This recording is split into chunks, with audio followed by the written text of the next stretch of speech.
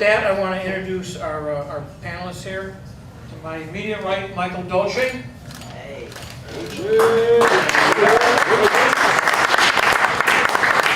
Well, Michael is a partner in the law firm Hayes Dolce. Actually, he's the son of one of the best men I ever knew, Frank Dolce. Those of you who knew Frank, just a great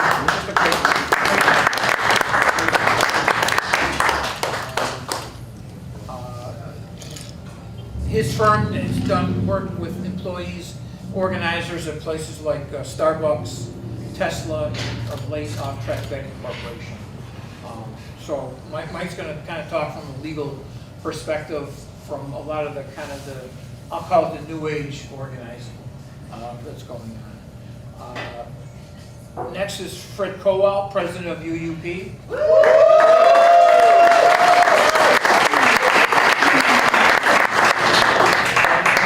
Supporter of Investigative Post for many years, and you know, for those who don't know what he does, he represents, among other people, SUNY employees. So, of which there are a few, just a few. Speaking of somebody who represents just a few people, Peter DeJesus,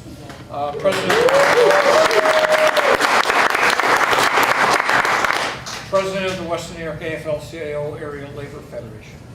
So we've pulled these folks together to talk about the opportunities and challenges facing organized labor. We've got, we'll probably talk for 45 minutes to an hour, depending on how restless you get.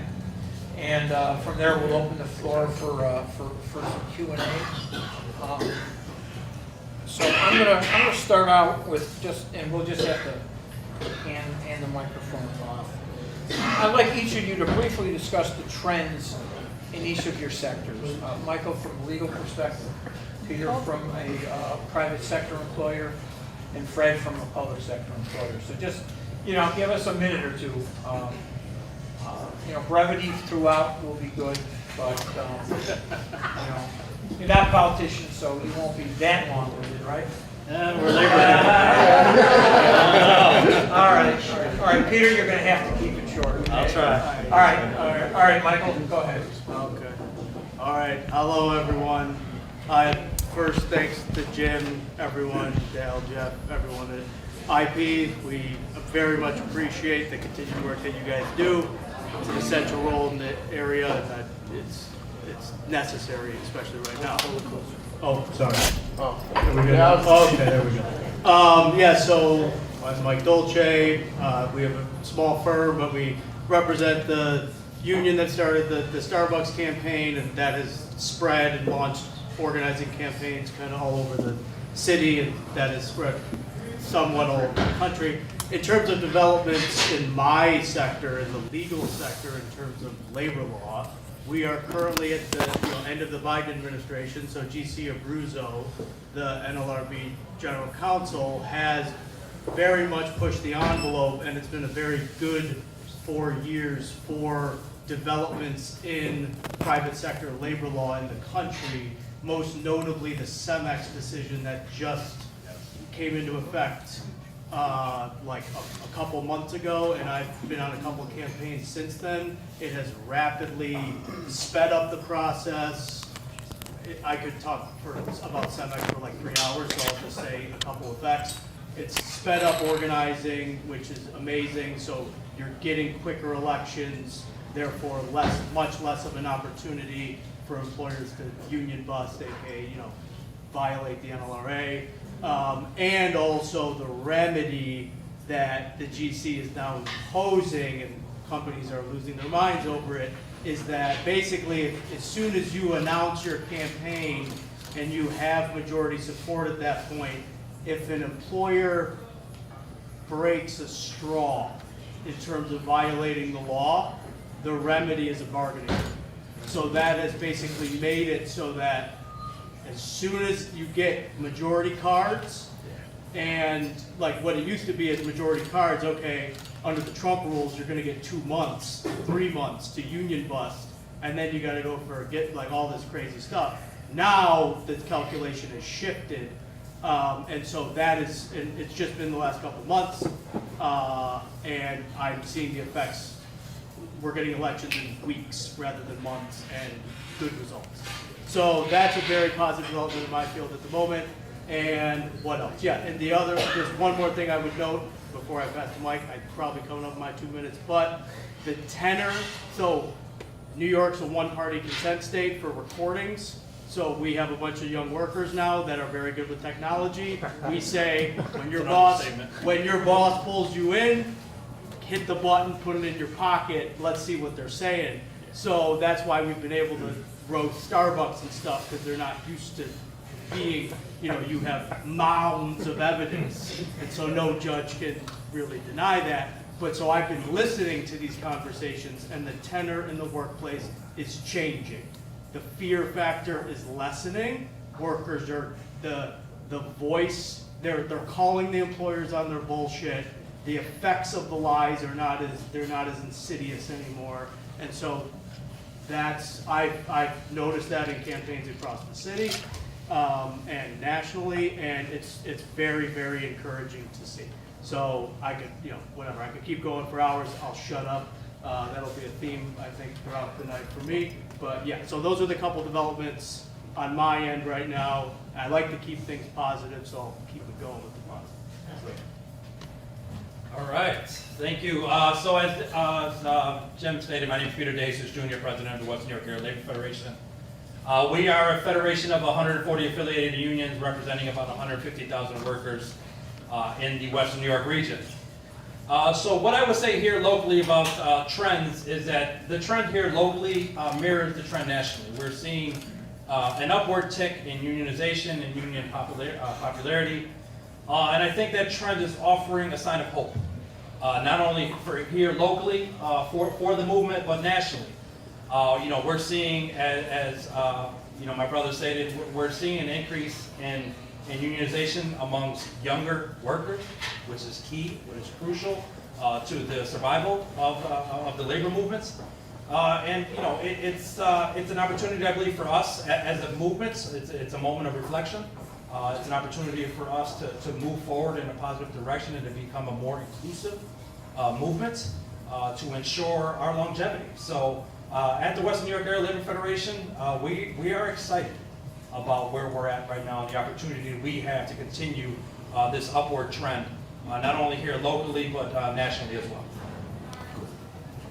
Thanks.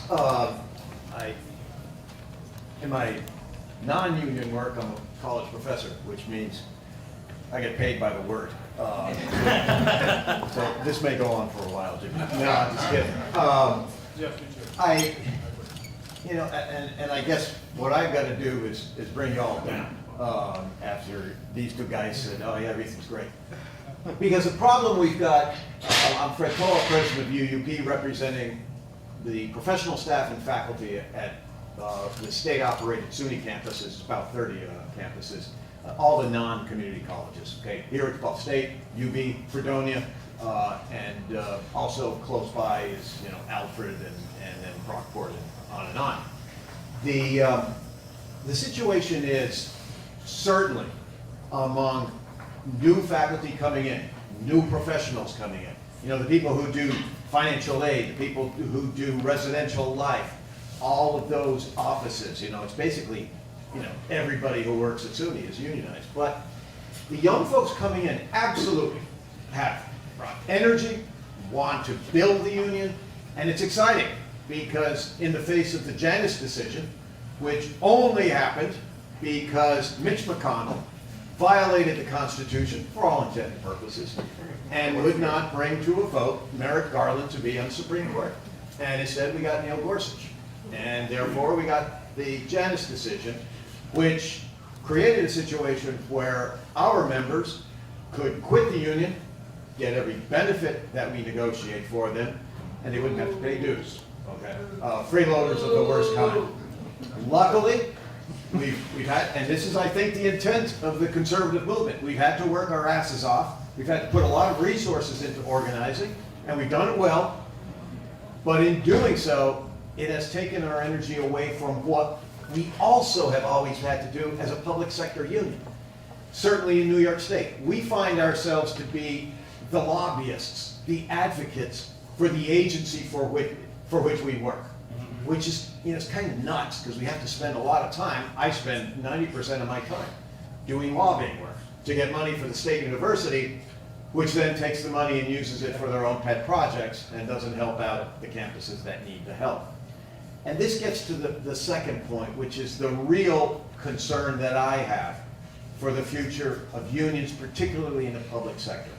Because what we have seen going back to Cuomo, all right, is as a Democratic governor, member of the Democratic Party, he was not at all sympathetic to the concept of public sector unions or the work that we did or do. He did everything possible to undermine us, to give us the worst contracts possible. It was tough to negotiate with him, and we can't strike, okay? Following him, we welcomed, Kathy Hochul. Couldn't be any worse than Cuomo.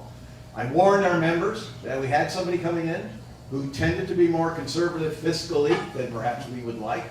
But more than that, in her program, in her budgets, though the money looked pretty good, what she's doing over the last 6 months through the Chancellor of the State University of New York, which she appointed, is campuses are getting programs cut. The hospital at Downstate, which is a public teaching hospital, they want to close it. This is outsourcing of the public sector work done by a quote-unquote liberal Democrat. And it pisses me off because I'm an old school Democrat who believes, look, unions built this political party. There needs to be this loyalty and a coming together of interests. It's always been the case out here in Western New York. But to see it happening, that we have to fight with our quote-unquote friends who we get elected, who then undermine the work that we do, it is, to use an understatement, troubling, okay? But we are fighting. We have immense political strength. We always have. Our members have always taken political work seriously, and we have to do it because so much of the union movement depends on the strength of the public sector. So the fight is on, and those who came before us, they have to risk their lives. So if we have to do a lobby trip to Albany, I mean, come on, that's not a hell of a big price to pay. So it's great to be here, and thanks to you, Jim, and the work you folks do. Thank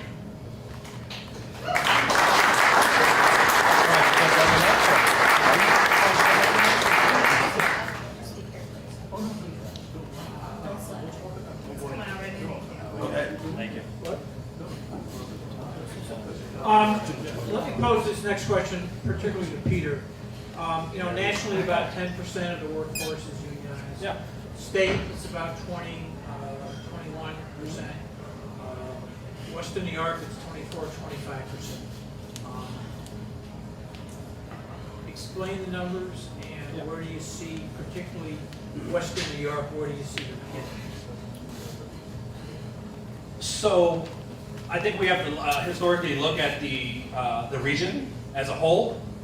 When you take into consideration Buffalo's location nestled up against the waterfront, a major trade route, historically going back. If you look at the what we kind of call the blue blood unions, the UAW, the steel workers, those type of organizations, where we were able to organize large sectors of work, right? 2,000 to 3,000 employees, right? I believe that we still stand on that. While we're seeing organizing happening in non-traditional sectors of work, they are not at the same scale, right? We're seeing smaller shops that are organized, the 50 to 100 shops that are being organized.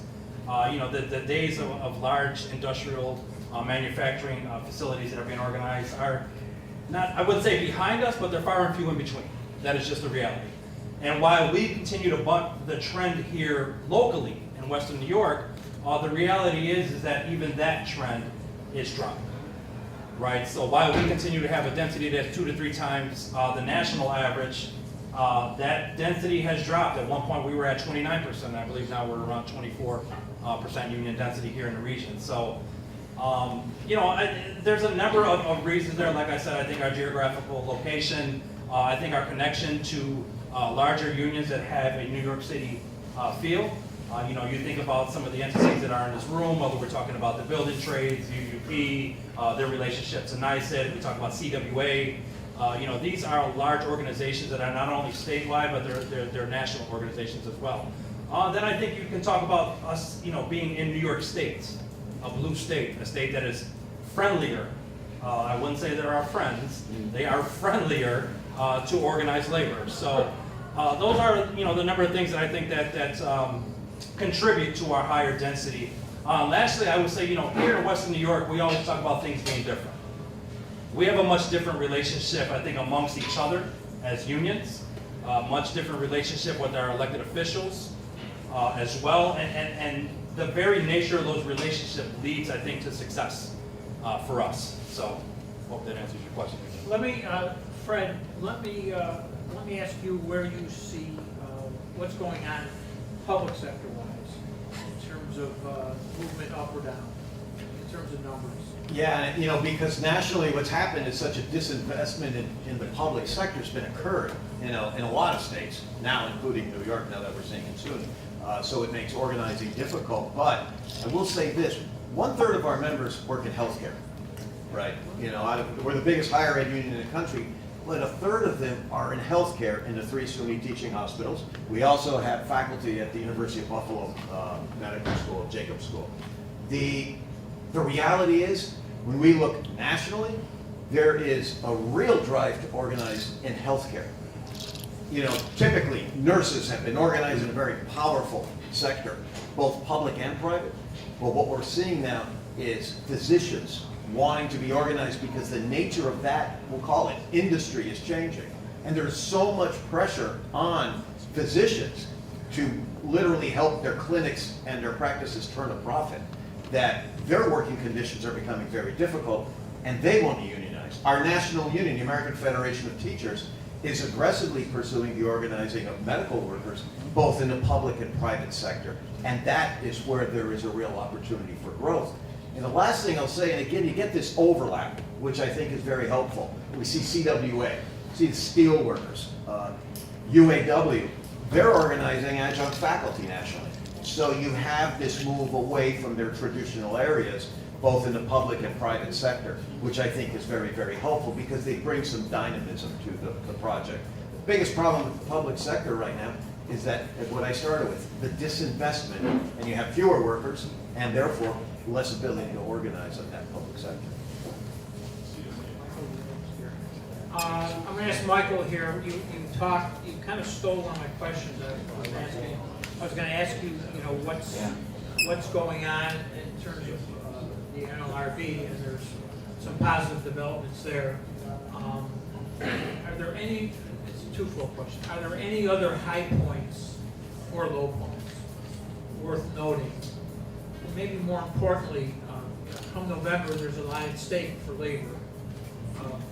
What does a Biden presidency versus a Trump presidency mean for the NLRB and by extension for labor?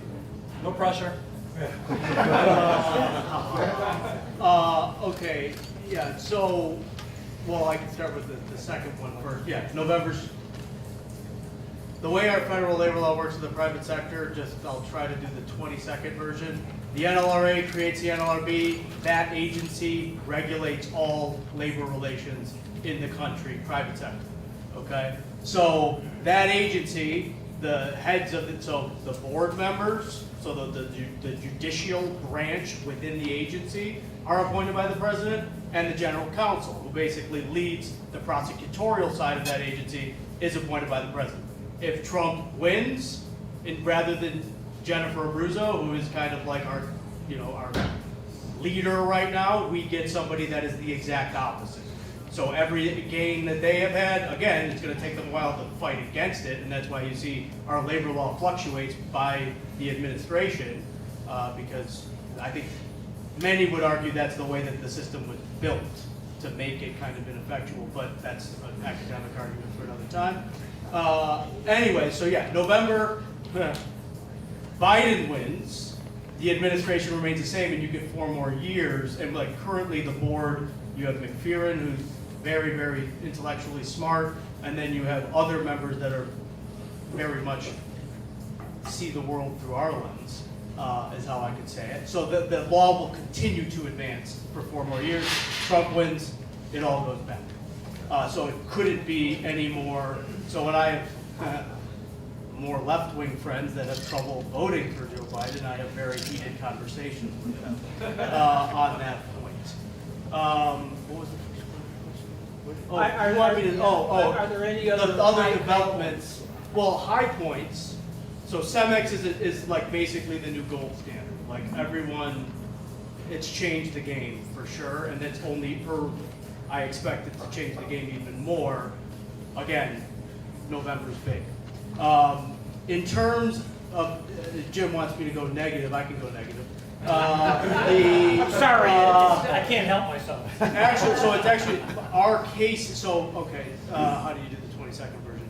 So, when an employer violates the NLRA so badly that the administrative process within the NLRB cannot adequately remedy the violations, there is a section of the law that allows the administrative agency to go into federal court to get an injunction. We call that a 10J injunction. In our Starbucks case here, our very first one, which was kind of like this unprecedented, hundreds of violations, hundreds of managers committing the violations, just nightmare after nightmare, we obviously got a very favorable decision from the ALJ. Well, we went to get a 10J injunction in federal court and got assigned Judge Sinatra.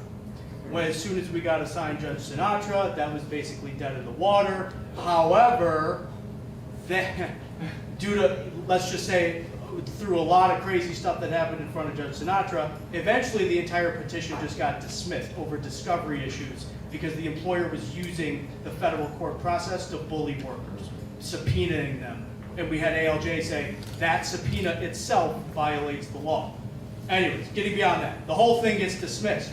Well, that is now at the Second Circuit to see whether the whole case should come back. But we have another case down in Memphis where the Supreme Court has granted cert on the whole concept of the different circuits standards for 10J injunctions. What's most likely to happen in that case is they're going to make the standard much higher to secure that, and therefore it'll be much more difficult for the NLRB to secure a 10J injunction, which, what does that mean? They just don't go for them anymore. So the law gets watered down. That's kind of, there's a lot to kind of digest there, but I guess just to summarize that, the interplay between the extremely conservative Supreme Court with the very progressive NLRB at the moment, that's going to be incredibly interesting to watch over the next couple of years. And I'm a little disconcerted the fact that how quickly the Supreme Court has seemed to grant cert in the first Starbucks case, because they're already at, like, let's see what they do with Chevron deference and stuff. We don't need to go down that road. But we'll see what they do with administrative law, and they might make the NLRB the sacrificial lamb. So we'll see, let's see what happens with that. But yeah, so that's, yeah. Can I add to that? Yeah. Jim, if you don't mind, real quick. So I think this is a very important discussion to have, because I feel like as in labor movements, we have the discussion, you know, right versus left, Democrat versus Republican. And I don't think it's ever more clear than it is when we talk in terms of the NLRA, when we talk in terms of OSHA, right, the Occupational Safety Board. To me, it does not matter if you're a Democrat or Republican. You vote however you want to vote. When you get in that booth, that is a very personal decision. The reality and the facts will show that when we have a Democratic administration, it's better for workers, period. It means we can organize. We have protections and safety. We have institutions that are funded to protect us. So I think that's where we have to have a much more, we got to be much more clear in our conversations with workers around that, all right? We've got to learn how to bring the issues back to the pocketbook, to their safety, to their ability to provide for their families, because the facts are clear, right? As much as, you know, I'm not a lefty. I consider myself kind of, you know, I'm a Democrat, centrist, right? I can go either way, biconceptual in that manner. But the reality is, right, that I understand these issues and how to make the connection to my ability to provide for my family, my ability to go to work and to come home safely. And that happens more often than not when we're under a Democratic administration. That's just the reality of it. So, just wanted to. Okay. All right, Garrett, we're ready to roll. Yep. All right, so every month, there's been, for the most part, positive reports out of Washington about job growth in the country. But most of that job growth is not in traditionally union-friendly fields, industries, whatnot. A lot tech sector, service sector, et cetera, et cetera. That's got to pose some challenges in terms of, looking ahead, we talked a minute ago, 10%, 20%, 24%. Given that most of the growth is not in your fields, how do you elbow your way in, so to speak? Yep. And actually, I'm going to start. Peter, let me start with you. I like both you guys. Yeah. Kind of how do you organize in sectors that are not where you don't have a total? Yeah. Thank you for that question, Jim. I would say first, I think we have to understand the reason why these sectors are not organized, the intentionality of which these workers were excluded, the racism, the sexism to keep workers from organizing, from being represented. We talk about farm workers. They were excluded out of the act for a reason. We talk about domestic workers. They were excluded from the act for a reason. So while yes, workers who are now currently being organized are outside of the traditional scope that, as Brother Fred had talked about earlier, the reality is I think it's an opportunity for us as a movement to be creative in how we're going about having conversations with workers. I think it's an opportunity for us to use technology in a new way to reach workers, to talk about the union difference. So while historically these sectors that are coming on board are not organized, I'm not concerned, because as I talked earlier, I think we have an influx of younger workers who have the capability of reaching these folks. I think we have a younger generation who sees the value in collective bargaining and the value in standing up as a collective voice to ensure that the terms and conditions of their employment are what they deem, right? That they have the ability to have a career and a life that is fulfilling to them, one that offers them the opportunity for a quality of life. I think what we see from this generation that's different from my generation is that I think we grew up with expectations. Listen, you're going to work 40 to 60 hours a week. It's just what you do. I think now we have a generation who's saying, you know what? Yeah, that doesn't work for me. And I think we have to be okay with that. So, while the data will tell you, that these are industries that are non-traditional, I say that's for me that's an opportunity. And I think for us as a movement, this is nothing but opportunity for us to reach workers in different sectors, to learn new tactics to reach them, and to bring more into the fold. Right. Yeah, good, well said.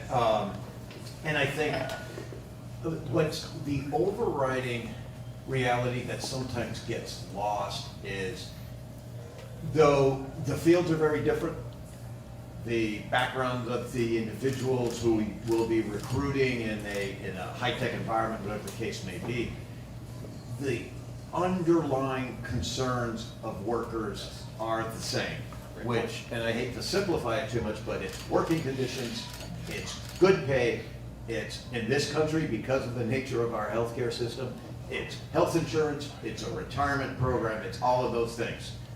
It's, I think, still what drove unions to start with, while at the same time providing a collective identity. I will tell you that when I got started with UUP, and admit it, way back in the 80s, okay? Back then, I remember going to our union meetings, and our president would talk about the fact that organizing professors was really tough because professors all saw themselves as basically independent contractors that didn't need a union because each individual was the most intelligent person who ever lived and could make it on their own and didn't need no goddamn union. I think the intervening decades and the experience of so many of the people in our sector, and this is public sector workers who have, more security in New York State, they have seen how that individual security is not enough. And you combine that dawning reality that we have seen, I see Bruce from Fredonia, folks who are in Potsdam, and certainly the healthcare workers in downstate, but not just there. People at Buff State, our chapter president, Fred Foster.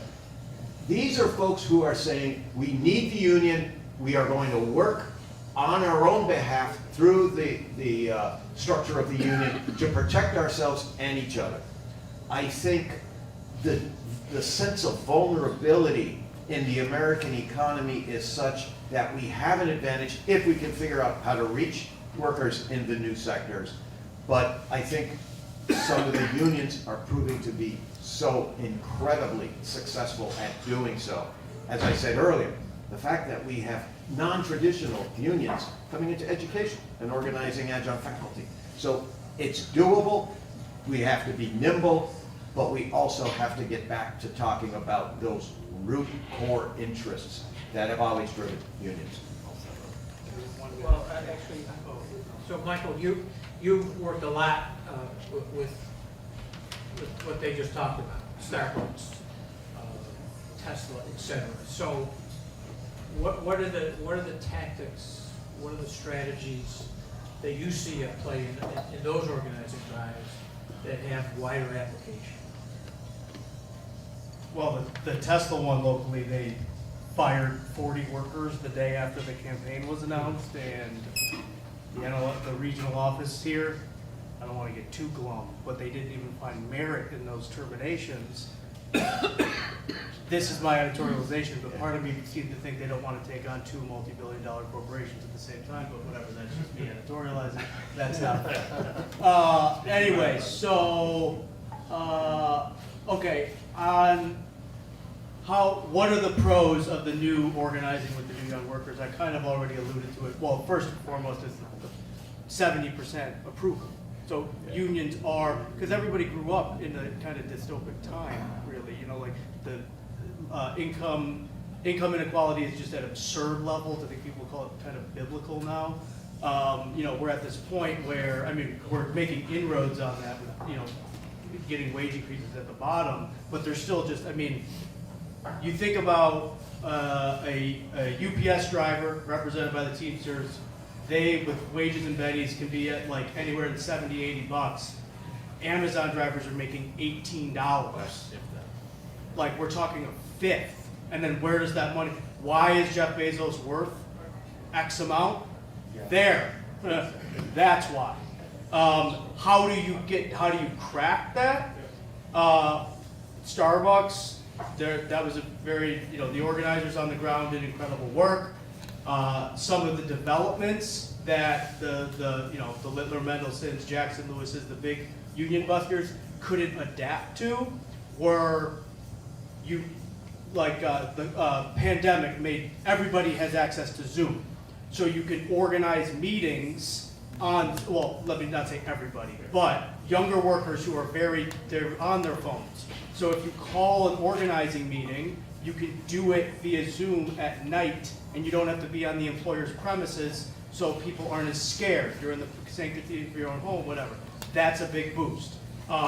The campaign spread like wildfire because all the young workers are very good at social media. So you have tweets, and they all have access to the tweets, so they reach out via Twitter.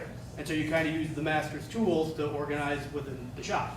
That's the rosy picture. The nasty picture is that especially Elon Musk and Jeff Bezos they're committed to fighting unionization within their facilities, and those are the two big employers that we have to crack. Luckily, with Sean Fain winning at the UAW, like literally as we speak right now, probably the most powerful labor story that will be happening over the course of the coming year or a couple of years is the UAW progressive administration winning the administration of the UAW and then launching the most successful contract drive strike that they turned the sit-down strike that created the UAW into the stand-up strike model, which was extremely successful, got huge contract gains at the table, and now they are committing their resources to organizing non-union plants in the South, and they're saying they're gonna go after Tesla. Now, you also have the Teamsters saying they're committed to going after Amazon. I'm confident that that those unions do mean business and that they're going to commit the resources to doing that. I'm also confident that they're psychopaths leading the companies, and they have like billions, if not trillions, at their disposal. So stay tuned. And also, yeah, like, let's see what happens in November to stay tuned, right?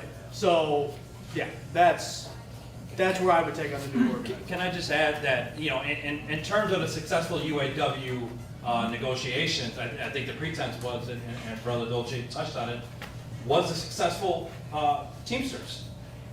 The UPS campaign that they waged, which was unprecedented, the way that they used social media to organize and to put UPS on the clock. It was something that we have not seen. You want to talk about non-traditional organizing and execution of a campaign, their social media, they gave a master's class in how to use social media effectively and how to use it in terms of you know, your bargaining priorities. So, you know, a UAW, yes, 100%, absolutely successful. But I think the Teamsters gave us a glimpse into what organizing and what a successful campaign looks like going forward. All right, so I'd like to hear from each of you briefly.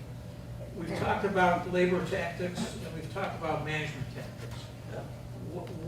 What can we expect to see more of, say, in the next 3 years, in terms of how unions are going to either bargain more effectively or organize more effectively, and what's going to be the anticipated pushback from employers, and if you can distinguish between maybe the legacy employers, shall we say, versus the Amazons and Starbucks and Teslas of the world. And let me start with, and we've touched on it a little bit, so when I say briefly, I think we've got a taste, but it begs the question, you know, what are you going to do and how are they going to respond? Or the other way around, what are they going to do and how are you going to respond? So I'll start with Michael.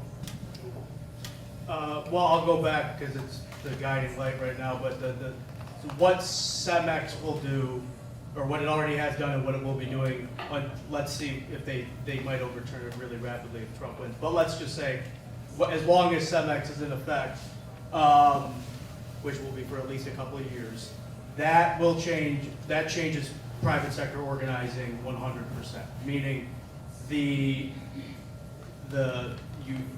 so the union's priority, which is already kind of the union's priority, and these guys did a lot better to this, but normally you can petition for an election with only 30% card signature under the board rules. Usually unions fight to get in the 60 to 70% range, and that kind of ensures that you're going to win the election after the employer's union busting and whatever. What the new rules do is, as soon as you get the majority cards, so you have your under the radar campaign, right? You can, depending on how big the shop is, but again, UAW just got to 60% at the non-union Volkswagen plant in about a little under 2 months.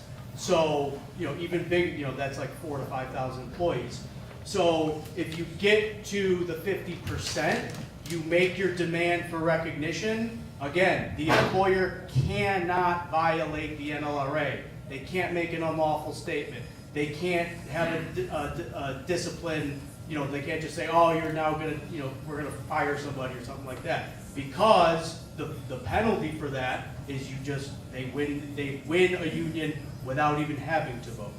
So that is going to change everything or it already has, and it's going to continue to push and make campaigns easier, which I hope then convinces the big powerful unions to invest more in organizing, and as we have seen, they're doing that.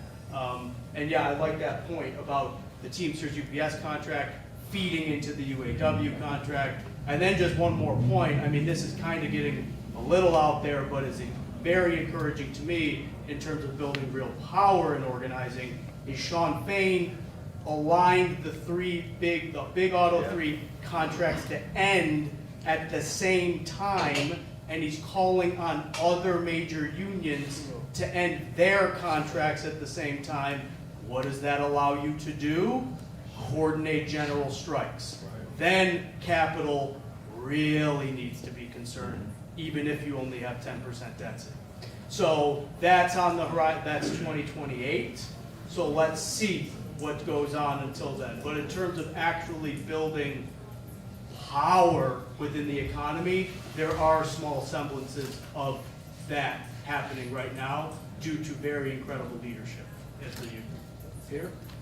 So I think, just generally speaking, what you're going to see across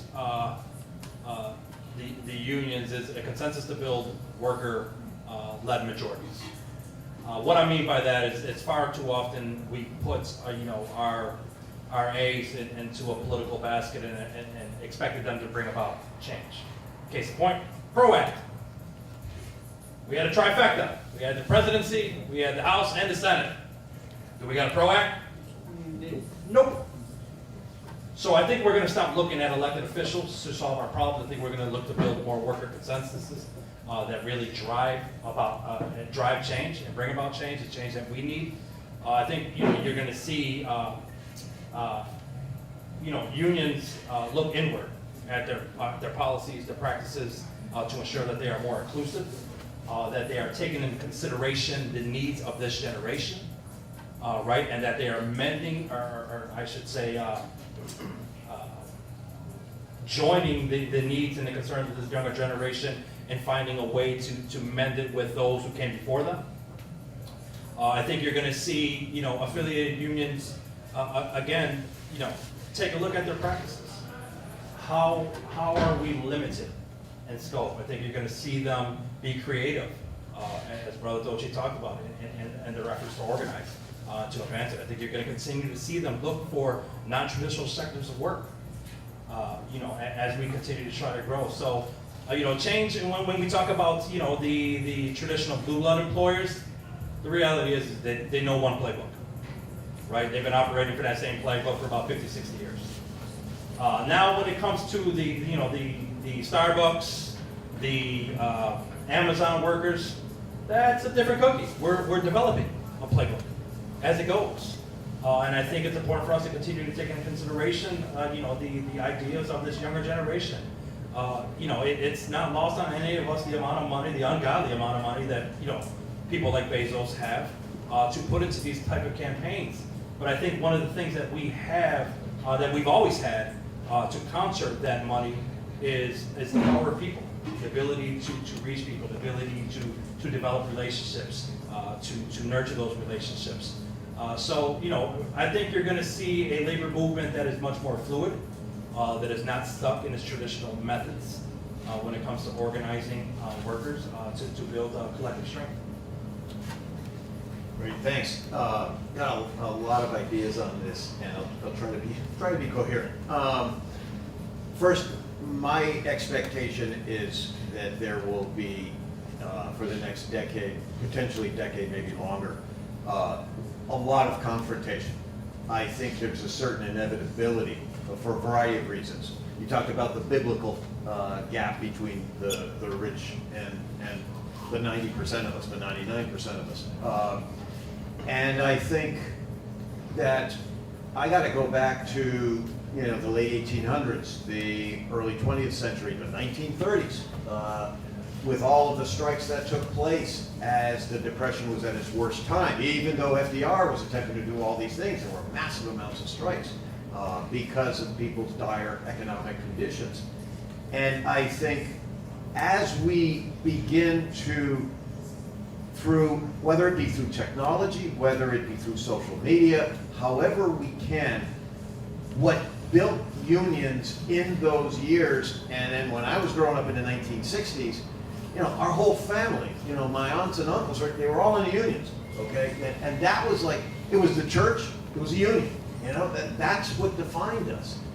And that has been lost. If it can be regained through the common need for living wages, living incomes, and a more equitable distribution of wealth, I think that of necessity is going to lead to confrontation, because capital is less willing to yield or even to accept the reality that there could be conflict, there could be violence at some point in any capitalist system. And they've always felt, well, yeah, they can divide and conquer labor, and et cetera, et cetera. But it may be coming to a point when they cannot do so. And I know it's a much smaller example, but you know, for instance, when I come to Western New York, sir, when I come to Western New York and we're standing around there talking, right? And you're talking about the work that you're doing on Medicaid reimbursement, and you know, we're talking, UUPers are gonna join you, you know, Tom Tucker from IATSE is saying we're gonna join you. There is just this natural culture in Western New York unions that you just pull together. That does not happen everywhere, let me assure you, okay? But if we can duplicate that, that's real power. My fear, my concern, the warning light that's on the dashboard is that Donald Trump, one of the most anti-labor presidents ever, got record levels of worker votes, okay? He appeals to a certain resentment and anger in the American public, and that too can bring about conflict, but not the kind of what I would call constructive conflict. We are in a real, you know, complex tipping point, and I think it is so important for unions to embrace our traditional role of emphasizing the economic interests we share, and yes, the social justice areas that involve the inclusivity that far too often unions have not emphasized. Beyond that, I'll editorialize, we need to shut the hell up. We need to focus on labor needs, economic needs, and those things that can bring us together because of what we have to accomplish in order to have a more humane society. If I got a million things running through my head right now. Sorry, that's the danger of the mic passing around, Jim, I'm just saying. I should have sat in the middle. That's it. So, you know, to my brother's point, I think one of the things that you're seeing now and that you're going to continue to see for the next decade is, as a movement, us getting back to our agitational roots. Yeah. Taking on the issues that aren't necessarily within the confines of our CBA, but yet are still important to our members. Because the reality is that the issues our members face in the community, they don't stop when they punch that clock. The issues that they have to deal with in their communities don't end when they punch out. So I think that, you know, historically, when we were at our best as a movement, is when we took on those bread and butter issues, right? When we stood up for civil rights, when we stood up for equality, when we stood up against racism. That's when we were at our best, and that's when we were at our most inclusive. And I think that's what you're seeing now. You're going to see a lot more, not individual silo building, but you're going to see a lot more community building in collaboration, working with our partner, our allied organization, community organizations, getting the public on our side on our issues. Because the reality is that I would say probably 8 out of 10 times our issues align with the general public. But yet we don't speak to them. We don't engage them. So listen, I'm excited about what we got going on. Not only here in Western New York, as my brother said, things are different in Western New York. We're a little spoiled. I get it, right? But I think that what's encouraging to me is you're seeing what is being done here in Western New York being used as a template across the state, across the country. So I'll leave it there and I'll pass it back. All right, speaking of social issues, and I got 2 more basic questions to pose, and then I want to open it up to questions from the floor. Climate change is maybe the greatest issue confronting the world. What role, if any, should organized labor be taking on this issue? And let me, we'll just move it down the line here. Well, no. Oh, you want me to speak on it? It's a young person up here. Okay, I think I have I just have like a thought on it, because again, I can't, with a softball question. I mean, climate change, so, I'm not trying to undermine, climate change is obviously the defining, issue of the time. I think the climate change issue highlights to me is when you have only industrialists making decisions and there isn't labor power involved in making those decisions, then the only priorities that are highlighted are the priorities of the mega rich. And so the effects of climate change, they start to care about it, but as long as that they don't care about effects to marginalized communities and whatever else, it's only about how their industries or their companies or their lives are impacted. So climate change to me highlights essentially what we're all fighting for in the labor movement, which is real democratic participation within the society, right? Real decision making for the masses, for the working people through their organizations. So I know that that's kind of off the cuff, but I'm not, I can't really speak to like union priorities because I just represent them, right? But these guys surely can. Thank you. So I'm not going to call it, I'm going to call it global warming because I believe the other term is a Republican term, right? I'm sorry. But nonetheless, I think we recognize the immediate danger that global warming presents, right? And we recognize the need for a just transition, a transition to green jobs, green energy, one that allows for individuals to, again, provide for their family in a safe manner. The reality is we, at the AFL-CIO at all levels, we understand the severity of this issue. And I am proud that we are collectively beginning to work on this issue and allow the science to drive our approach in this issue. I don't know if we need to be the leaders of this issue, but we damn sure need to be participating in it. I think it's important that we're not only developing a national strategy, but we have to develop a global strategy when it comes to global warming. Because we can have all the best intentions, not only here as a state, but as a country. But if we can't get the other industrialized nations of this world to come together and understand the severity of what we're facing, then our efforts are going to be for nothing. So we have work to do. This is, the most existential threat I believe that we have. You can look at outside this, these garage doors right now. It was almost 50 degrees in Western New York in February. Now I'm only 45 years old, but I can't remember this. This is different. This is different. So this is real. We're seeing more and more severe storms. Supposed 100-year storms that are happening every year. So it's real. It's real. And the question of how do we transition to this, to green jobs, to good jobs, is also a real one, and one that I think that we have to approach in a very serious manner. All right, thanks. What do you got, 20 minutes left? Half an hour? For me, there is the Blue-Green Alliance, labor and environmental groups. I'm deeply involved in that, and both as part of the American Federation of Teachers, where I chaired the climate crisis committee task force that the president put together, Randy Weingart. And also I serve on the board of directors of National Wildlife Federation, and as such was brought onto the board because I'm from a labor union. That's why.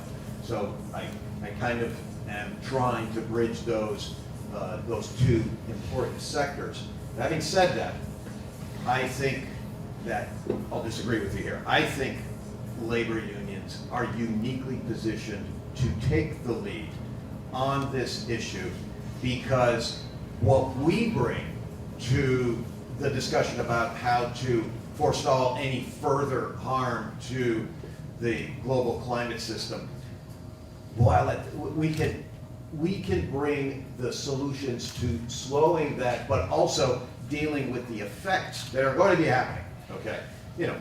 The Bills game was postponed. Why? Because the lake didn't freeze. And because you get massive, the what is it, the lake effect, right? The lake doesn't freeze all winter. You're gonna be getting those, you know, every now and then, and they really should have thought about putting a roof on that stadium. Anyway, but we are uniquely positioned because what we bring to the table is the conversation around making sure, which the Inflation Reduction Act, historic piece of legislation that Biden got through Congress, okay? Incredible achievement, given how close Congress was divided. It has provisions that require, for all intent and purposes, unionized jobs, union standards. You know, these things are important because we know that in those circumstances, the wages, the salaries earned are going to be living wages, living salaries. It's going to build the middle class. It also means that there is a commitment on the part of those of us in the working class to taking control of our future and not leaving it to the corporate executives who, you're right, they're only going to, as far as they give a shit, it's so that their mansions down in the Hamptons don't get flooded. And they will be protected down there, whereas the rest of us won't. And so I think, like I said, unions are uniquely positioned. And that's why, you know, we have pushed in UUP for the state to pass legislation to allow SUNY, to encourage our SUNY campuses to be places of research. It serves our interests in SUNY because we depend on public sector funding.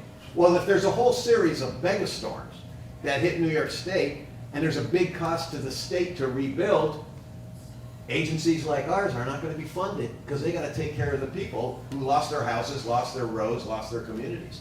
And so it is a bit of self-interest, but also we are uniquely positioned to be able to bring the kind of economic values, equality, and fairness to this work that has to take place. And also, to me, it's the principle of what unions are about, right? I mean, my parents were in unions because they knew it would provide for their kids the best economic future. They cared, you know, that's what unions do. We care about the next generation, not just ourselves. Well, that's what this work is about too. So I think unions are uniquely positioned to take this on. Peter, keep it going. Actually, I'm going to close with a question that I'd like to direct to Peter. Building off a conversation. Building off a conversation you and I had a couple months back. It has to do with racial equality in the workforce. And you know, the construction of the Bill Stadium, like a lot of project labor agreements, have goals for WMBEs, and usually those numbers fall short of the reality. And I'd like you to talk a little bit about why the numbers fall short. Yep. In particular, well, including the failure of our government-funded job training programs to produce the folks capable of doing the work that needs to be done. What do we need to do to have a more inclusive workforce, particularly when it comes to government-funded jobs that have these goals in them? So I believe mainstream media will want you to think that it's because of our trades that, you know, we currently have a workforce that you know, it is not equitable, right? When the reality is that, you know, our trades are doing everything within our power to ensure that, you know, these jobs and opportunities are going to the most disadvantaged communities. But the reality is that we've turned into a society that no longer values or looks kindly upon working with your hands. We stopped talking about trades as an alternative to higher education. Not saying that higher ed is a bad thing. It is absolutely 100% is a necessity. If you're studying to become a doctor, you're studying to become a lawyer, you want to become a professor, absolutely, it's 100% needed. It teaches you the ability to critically think. But what about for those students who don't know what it is they want to do? Right? We stopped talking about careers in trades. Careers, by the way, to where you can also continue your education. Right? Many times, debt-free, right? So while the finger's always quick to point at our trades, we don't have the conversation, nor do we have the, you know, the attitude towards, well, why are we no longer talking about this in our schools? Why are we no longer providing this opportunity for our youth to develop a skill set? Something that can be transferable, something that they will keep with them for the rest of their lives. So, you know, when we talk about MWBEs, you know, I believe, you know, the data will tell you that while they have the best intentions, many times those intentions fall flat, right? They are ripe with fraud. What we have is maybe some organization, some contractor who is putting up a woman of color, but yet all the paperwork, all the funds and everything are coming back to a contractor who many times is not even in this state. So, you know, in terms of, you know, the Bills Stadium, the PLA, the collective, the community benefits agreement that was negotiated, listen, that wasn't done easily. You know, kudos to the state, I think, kudos to the county exec for negotiating some strong terms that ensure that there are metrics in place that, you know, will bring about equity and equality in the construction of this. But if we don't have a workforce that is prepared, if we don't have a workforce to which we are engaging at the youngest level, our high school kids, our kids who are in these programs already, then, you know, we are going to continue to fail to meet these quotas. You can't reach a quota when the workers aren't there, when they aren't prepared. And I think we as a society have failed in allowing to provide the opportunity to our youth, you know, a viable option when it comes to, again, learning a trade, right? So I think we got to get back to you know, the tech schools. We got to get back to providing those, and not only at the elementary level, but at the college level as well. We need more programs. We need fully funding of our institutions to teach these, right? So you know, I can sit here all day because, you know, this is one thing that that really gets me. You know, it's really it's low-hanging fruit when you hear them consistently point the finger at the trades. I'm looking at some of my trades brothers here. I know the work that they do, day in and day out, across this region, across the state, showing up at every career fair, every school, to try to show them the union difference, the advantage of becoming a trade unionist, right? Of developing a skill. So, you know, for you know, mainstream media to say, well, you know, our unions are to blame. No, I'm not saying we're perfect, right? There's issues. There always will be issues. As long as there's a human element to what we do, there's going to be issues. But the reality is that, you know, if we aren't as diverse as we want to be, it is not because of lack of trying, and that is the reality.